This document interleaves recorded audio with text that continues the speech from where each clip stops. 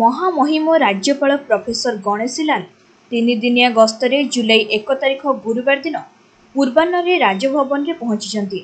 राजभवन नवीकरण भवन को राज्यपाल उद्घाटन करिसेंती। गत फनी बात्यारे राजभवन व्यापक क्षतिग्रस्त होइतिला।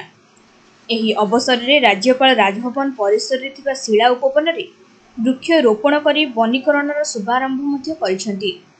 एही उपवन को से तांकर धर्मपत्नी स्वर्गत सुशीला देवी स्मृति रे उत्सर्गीकृत करिसेंती।